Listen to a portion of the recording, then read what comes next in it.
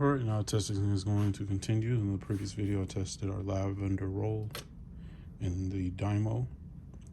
Now we're going to throw it in the Rollo and hopefully the Zebra if I can get that bad boy up and running.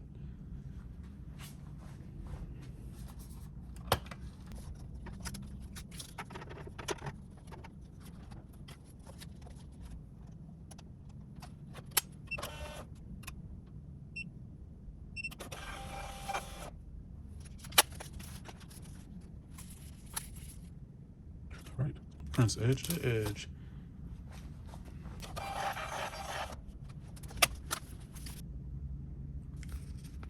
Alright, so just like the other one, I printed 3 different darknesses. These darker spots are where the lightest and the medium. This one was 50% transparency and this one was 25. The first one being 100%. So these darker spots was an overlap, just like these overlap. The barcode's kind of heavy, but the quality is on point. I'll play with the settings and see if I can get it to look perfect. Be right back. Alright, took the density from 15 to about 9 or 10, and we'll see how that looks here in a second.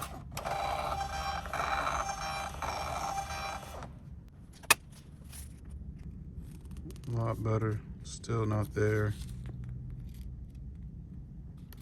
We can take a little bit further. This one looks pretty good.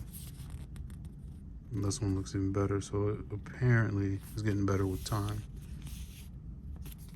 We'll do 3 more and I will take it down to about a 6 and see how that looks.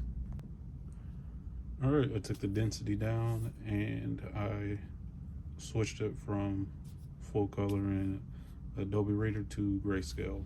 See how that looks. Another setting to adjust would be the speed, but I don't want to mess with the speed. It's really good. And this is a lot more consistent than before. With the streaks are gone now that I've set it to grayscale. And I'm gonna do one more and see if my only issue is printing in grayscale being deselected.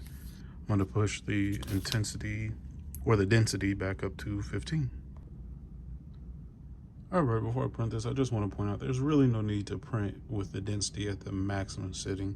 This was a setting that was already determined because of a previous test I did. And now this is just because of curiosity.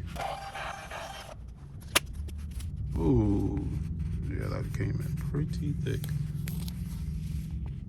So yeah, no need to print with it turned up that high. Alright, this is a wrap up this portion of the test. I'm going to try with the Zebra print, like I said, troubleshoot first so that works. This might be the end of the video, and if it does not,